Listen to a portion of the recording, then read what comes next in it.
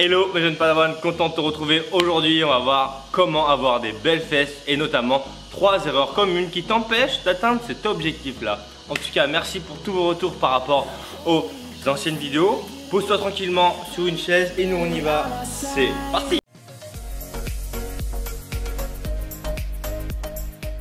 Alors pour ceux qui ne me connaissent pas encore, je m'appelle Thomas Jiang, expert en perte de poids sans cardio. Tu peux me retrouver sur Instagram juste ici. Pense à t'abonner pour louper aucune des prochaines vidéos et à activer la petite cloche bien entendu. Alors aujourd'hui parlons des fesses et surtout des problèmes qu'on peut avoir parce qu'il y a énormément de choses qui se disent par rapport à comment avoir des belles fesses. Et la première erreur que je vois, c'est que la plupart des gens en fait vont se focaliser sur les squats, sur les fentes, sur le soulevé de terre par exemple. Le squat n'est pas l'exophare pour les fesses déjà parce que la tension que tu vas mettre au niveau du squat, en fait, elle se fait dans la position d'étirement du muscle. Qu'est-ce que ça veut dire, Thomas? Très bonne question. Alors, position d'étirement. Prenons l'exemple du biceps curl. Donc là, je suis sur une position de biceps curl. Étirement du biceps, contraction. Étirement, contraction. Quand vous faites un biceps curl, ici, là, il y a beaucoup de tension. Dans la position d'étirement, c'est la position où le muscle est le plus faible. Et donc, c'est dans cette position-là d'étirement où on va avoir le plus de dommages et le plus de courbatures. Donc, c'est pour ça que si vous faites du squat, des fentes ou du soulevé de terre très très lourd, il se peut que vous ayez énormément de courbatures parce que du coup, la tension se fait dans cette position d'étirement.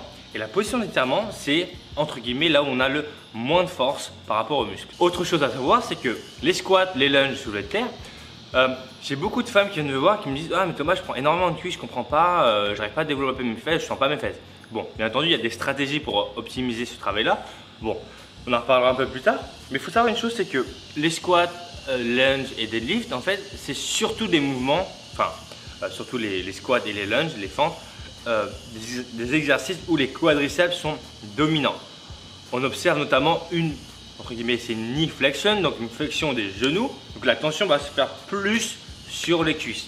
Donc si jamais tu espères avoir des belles fesses en faisant des squats, eh ben, j'ai envie de te dire que c'est pas forcément la bonne solution parce que déjà ça va te provoquer énormément de courbatures, énormément de dommages. Comme tu le sais très bien, bon si tu ne le sais pas, les courbatures, bah, c'est pas forcément le top du top. Il faut créer une stimulation mais il ne faut pas non plus marcher comme un canard pendant 3 jours. D'ailleurs, vous avez été nombreuses à me demander si j'avais pas un programme justement pour aider à, entre guillemets, muscler les fesses, galber tout ça.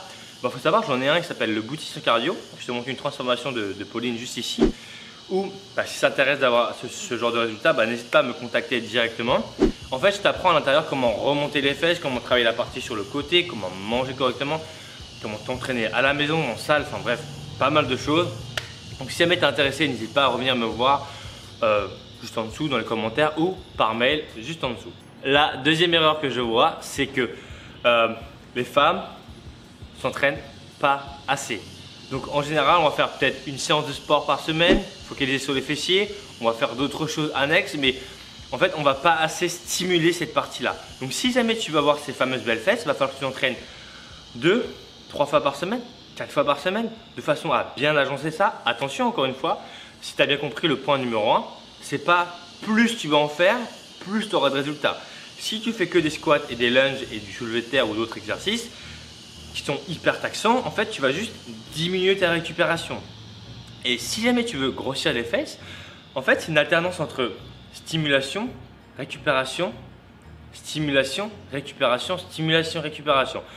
Si tu n'as pas assez récupéré et que tu as énormément de courbatures, en fait, ta récupération, elle diminue. Et si tu t'entraînes par-dessus des courbatures, ta récupération encore en prend un coup. Du coup, tu vas tellement diminuer ta récupération qu'après, pour stimuler, ça va être compliqué. C'est pour ça que je te déconseille de t'entraîner sur des courbatures énormissimes et de surtout rentrer dans l'échec musculaire. L'échec musculaire, c'est pas ce que c'est qu'en gros, quand tu fais un mouvement, tu n'es même plus capable d'en faire une seule.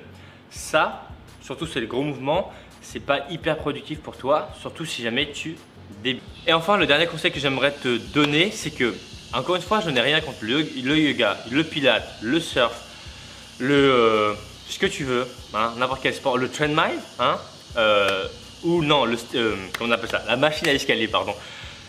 Comment te dire, la machine à escalier n'est pas un appareil pour muscler tes fesses. C'est un appareil surtout pour travailler tes cuisses.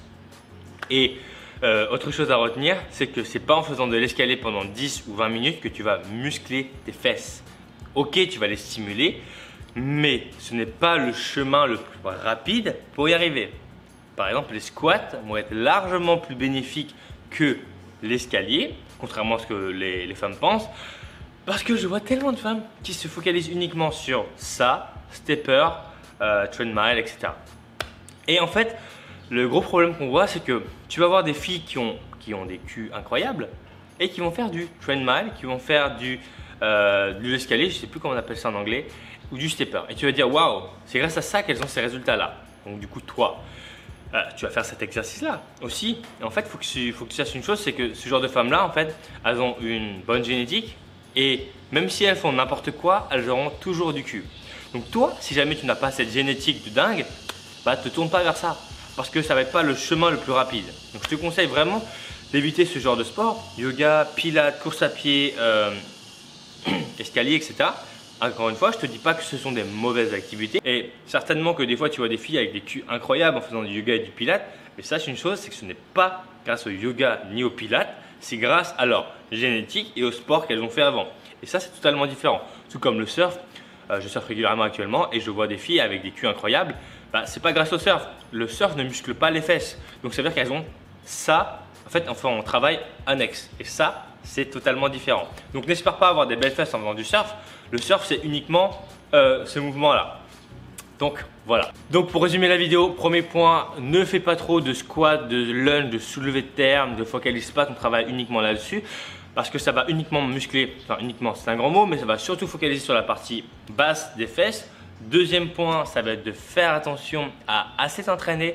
Je te conseille 2 à 3 entraînements, 4, voilà, mais des entraînements efficaces. Si tu ne sais pas comment on fait, n'hésite pas à venir me voir. Et troisième point, non des moindres, ça va être d'éviter tout ce qui est treadmill, yoga, pilates pour espérer, ou les cours collectifs pour espérer avoir un maximum de résultats. Merci en tout cas d'avoir regardé cette vidéo jusqu'à la fin.